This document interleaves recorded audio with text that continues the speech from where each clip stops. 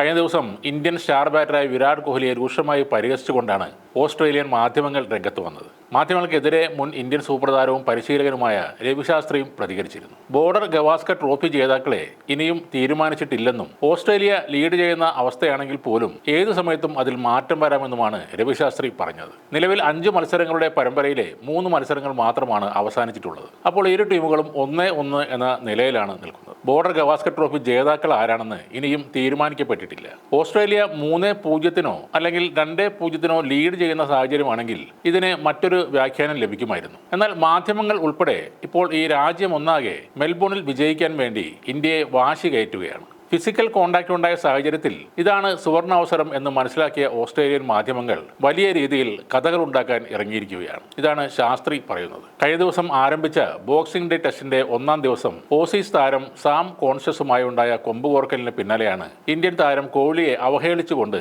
Aussies മാധ്യമങ്ങൾ രംഗത്ത് വന്നത്. പരമ്പരയ്ക്ക് മുമ്പ് കിങ് എന്ന് വിശേഷിപ്പിച്ച ഓസീസ് മാധ്യമങ്ങൾ കോൺഷ്യസുമായി ഉണ്ടായ സംഭവങ്ങൾക്ക് പിന്നാലെയാണ് വിരാട് കോഹ്ലിയെ കോമാളി എന്ന് വിളിച്ച് അധിക്ഷേപിച്ചത്. പ്രമുഖ ഓസ്ട്രേലിയൻ പത്രമായ ദ ബെസ്റ്റ് ഓസ്ട്രേലിയനാണ് വിരാടിനെ ക്ലൗൺ കോഹ്ലി, അതായത് കോമാളി കോഹ്ലി എന്ന് വിശേഷിപ്പിച്ചത്. ഒരു കൊച്ചുകുട്ടിയുടെ ബാലിശമായ കരച്ചിലിനോട് ഉപമിച്ചാണ് the best Australian sports page കോഹ്ലിയെക്കുറിച്ച് റിപ്പോർട്ട് തയ്യാറാക്കിയിരിക്കുന്നത്. തന്റെ ഇടമില്ലാത്തവൻ എന്ന അർത്ഥം വരുന്ന ഇന്ത്യൻ സൂക്ക് ടെസ്റ്റിൽ അരങ്ങേറുന്ന ഒരു കൗമാര താരവുമായി ഏറ്റുമുട്ടിയെന്നും ദ വെസ്റ്റ് ഓസ്ട്രേലിയൻ പറയുന്നുണ്ട്. എന്തായാലും ഒരു യുവതാരമായ സാം കോൺഷ്യസിനെതിരെയുള്ള സംഭവമൊക്കെ കോഹ്ലിക്ക് ഒഴിവാക്കാമായിരുന്നു. പിന്നെ ICCയുടെ നിയമപ്രകാരമുള്ള ശിക്ഷ കിട്ടിയതോടെ അതവിടെ കഴിയുകയും ചെയ്തു. അതെല്ലാം കളിയുടെ പ്രഷറിന്റെ ഭാഗമായി ഉണ്ടായതാണ്. അതിൽ കവിഞ്ഞ് ഒന്നുമില്ല.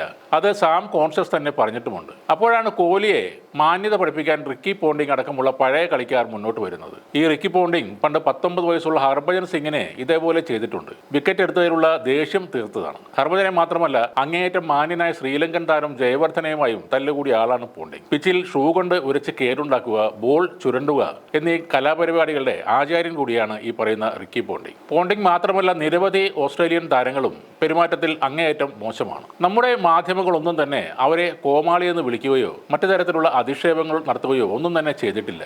പരമാവധി അധിക്ഷേപിച്ച് മനോവീര്യം തകർത്ത് ഈ പരമ്പര നേടാനുള്ള ശ്രമത്തിലാണ് ഓസ്ട്രേലിയ. എന്നാൽ മെൽബോൺ ടെസ്റ്റിൽ വളരെ ഈസിയായി ജയിക്കാമെന്ന അവരുടെ മോഹത്തിന് ഇപ്പോൾ തിരിച്ചടി നൽകുകയാണ് ഇന്ത്യയുടെ യുവതാരങ്ങൾ. ഈ സീരീസിലെ ഏറ്റവും കൺസിസ്റ്റന്റ് ബാറ്റ്സ്മാൻ എന്ന് പറയാവുന്ന പുതുമുഖ താരമാണ് നിതീഷ് കുമാർ റെഡ്ഡി. 21 വയസ്സേ ഉള്ളുവെങ്കിലും വളരെ പക്വതയോടെ ബാറ്റിംഗ് ചെയ്യുന്നുണ്ട്. കഴിഞ്ഞ 5 ഇന്നിംഗ്സുകളിൽ നിന്നുള്ള 41, 38 നോട്ട് ഔട്ട്, 42, 42, 16 എന്നീ സ്കോറുകൾക്ക് ശേഷം ഒരു സ്വർണ്ണ തിളക്കമുള്ള സെഞ്ചുറിയിലേക്ക് കുതിക്കുകയാണ് നിതീഷ് കുമാർ. 50 നേടിയപ്പോൾ നിതീഷ് നടത്തിയ ആഘോഷവും വൈറലായി മാറുകയാണ്. പുഷ്പ എന്ന സിനിമയിലെ താഴത്തിലിട എന്ന ഡയലോഗിന് സമാനമായ ആക്ഷനാണ് നിതീഷ് ബാറ്റ് കൊണ്ട് നടത്തിയത്. കോഹ്ലി ആവശ്യമില്ലാത്ത കാര്യം തന്നെയാണ് ചെയ്തത്. പക്ഷേ അത് ക്രിക്കറ്റിൽ ആദ്യത്തെ സംഭവമൊന്നുമല്ല.